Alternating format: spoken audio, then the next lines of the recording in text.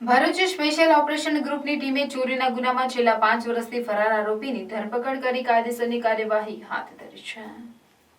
Bharuch special operation ગ્રુપની ટીમના સભ્યો ફરાર આરોપીઓની શોધખોળમાં હતા। તે દરમિયાન તેઓએ બાતમીના આધારે ભરૂચ શહેર ડિવિઝન પોલીસ મથકની હદમાં વર્ષ 2019માં થયેલ ચોરીના ગુનામાં ફરાર આરોપી અને સુરતના ભેસ્તાન વિસ્તારમાં રહેતો ગુલામ હુસેન મલિકની ધરપકડ કરી હતી।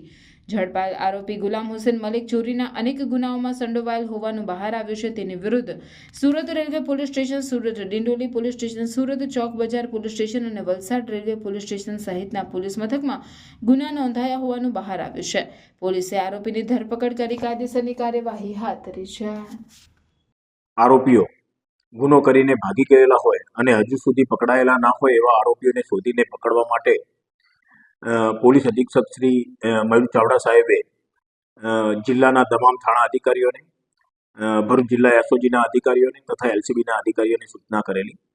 તે અંતર્ગત ભરૂચ જિલ્લા એસઓજીના પોલીસ ઇન્સ્પેક્ટર શ્રી એ ચૌધરી નાઓએ બાતમી આધારે ભરૂચ શહેર એ ડિવિઝનમાં જે 5 વર્ષ અગાઉ ચોરીનો ગુનો બનેલો હતો અને એ ગુનો કરીને આરોપી નાસી ગયેલો કે જેનું નામ ગુલામ હુસેન મલેક છે અને સુરત શહેરના ભેસ્તાણ આવાસમાં રહે છે, એ આરોપીને શોધીને પકડી પાડેલો છે અને આ ગુનાના કામે એ ડિવિઝન પોલીસને સુપ્રત કરેલો છે, જેથી એ ડિવિઝન પોલીસે એને ગુનાના કામે અટક કરી ધોરણસરની કાર્યવાહી કરેલી છે।